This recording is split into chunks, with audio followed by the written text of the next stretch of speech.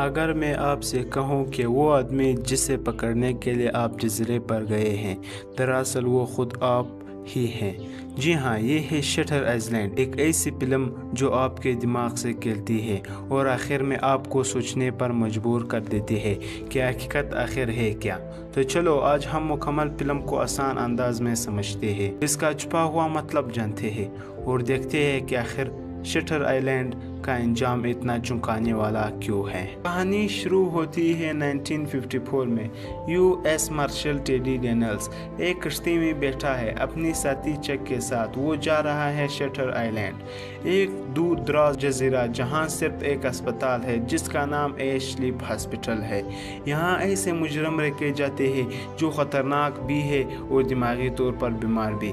دونوں مارشلز کا مشن ہے ایک مریض ریچل سولینڈو کو ڈھونڈنا جو ہسپتال سے اچانک غائب ہو گئی ہے، لیکن جیسے ہی وہ جزیرے پر پہنچتے ہیں کچھ الٹا سیدھا لگنے لگتا ہے۔ اسٹاف عجیب برتاؤ کرتا ہے، ڈاکٹر سیدھے جواب نہیں دیتے اور پورا ہسپتال جیسے کچھ چھپا رہا ہو۔ ٹیڈی تفتیش شروع کرتا ہے مگر جلد ہی چیزیں بہت عجیب ہو جاتی ہیں۔ مریضوں سے پوچھنے پر وہ غلط اشارے دیتے ہیں جیسے کہ وہ سب جانتے ہیں مگر بتانا نہیں چاہتے۔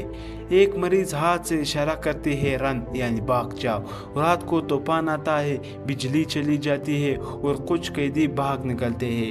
جزیرے پر افراتفری پھیل جاتی ہے۔ اسی دوران ٹیڈی کے خواب شروع ہوتے ہیں۔ وہ اپنی مر چکی بیوی ڈولورس کو دیکھتا ہے جو آگ میں جل رہی ہوتی ہے اور کہتی ہے یہ سب تمہاری غلطی ہے ٹیڈی۔ وہ اکثر ایک اور نام بھی سنتا تھا، اینڈریلیڈس، ایک اشتگی کا مجرم جس نے شاید اس کی بیوی کو مارا تھا۔ اب ٹیڈی کا مقصد صرف ریچل کو ڈھونڈنا نہیں بلکہ اینڈریلیڈس تک پہنچنا بن جاتا ہے۔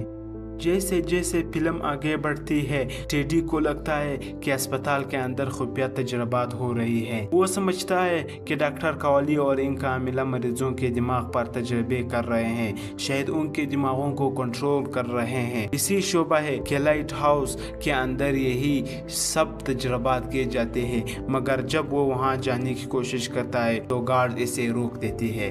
ادھر سے اس کے خواب اور زیادہ حقیقی لگنے لگتے ہیں اور اپنی بیوی کو دیکھتا ہے جو کہتی ہے تم یہاں سے کبھی نہیں جا سکتے۔ آہستہ آہستہ ٹیڈی خود پر شک کرنے لگتا ہے یا خود کسی جال میں پھنس رہا ہے۔ کچھ دیر بعد ریچل سولینڈو اچانک واپس مل جاتی ہے، لیکن جب ٹیڈی اس سے بات کرتا ہے تو وہ عجیب باتیں کرتی ہے۔ کہتی ہے یہ جگہ ایک فیکٹری ہے، وہ ہمیں ری پروگرام کر رہے ہیں، تمہیں بھی بدل دے گی۔ اب ٹیڈی کو یقین ہو جاتا ہے کہ اسپتال کے اندر کوئی سازش ہے، مگر جلد ہی وہ خود بھی بیمار پڑنے لگتا ہے۔ سر میں درد، فلیش بیکس اور پھر ایک دن چک غائب ہو جاتا ہے۔ ٹیڈی آخرکار لائٹ ہاؤس میں گھسنے میں کامیاب ہو جاتا ہے۔ وہاں وہ دیکھتا ہے ڈاکٹر کوالی کو، مگر جو سچ وہاں سامنے آتا ہے وہ کسی بھی سازش سے زیادہ خوفناک ہوتا ہے۔ ڈاکٹر کہتا ہے ٹیڈی تم کیوں مارشل نہیں ہو، تم خود یہاں کے مریض ہو۔ جی ہاں، ٹیڈی ڈینلز دراصل اینڈریلیڈس ہی ہے، وہ شخص جس سے وہ فلم بھر تلاش کرتا رہا۔ 2 سال پہلے اس کی بیوی ڈولورس ذہنی بیماری میں مبتلا ہو گئی تھی اور ایک دن اس نے اپنی 3 بچوں کو ڈوب کر مار دیا۔ غصے اور صدمے میں آ کر اینڈریو نے اپنی بیوی کو گولی مار دی۔ اس کے بعد وہ ٹوٹ گیا اور اپنے دماغ میں ایک نئی دنیا بنا لی۔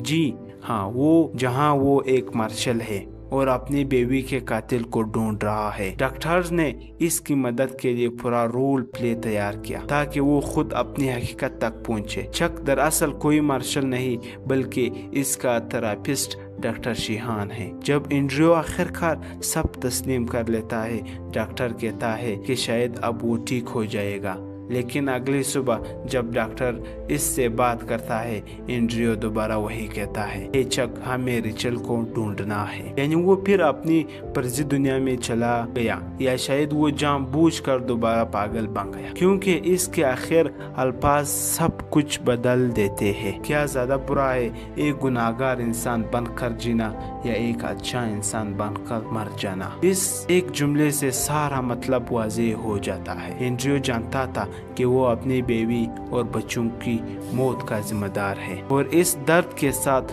جینا ممکن نہیں تھا، اس لیے اس نے خود کو پاگل بنانے دیا تاکہ اسے دماغی علاج کر دیا جائے اور وہ ہمیشہ کے لیے سکون پا جائے۔ شٹر آئی لینڈ ہمیں یہ دکھاتی ہے کہ بعض اوقات دماغ خود حقیقت سے بھاگنے کے لیے جھوٹی دنیا بنا لیتا ہے۔ کبھی کبھی سچ اتنا دردناک ہوتا ہے کہ جھوٹ میں جینا بہتر لگتا ہے۔ تو یہ تھی شٹر آئی لینڈ کی پوری کہانی، جس میں ہر لمحہ ایک پہلی ہے اور ہر جواب ایک نیا سوال پیدا کرتا ہے۔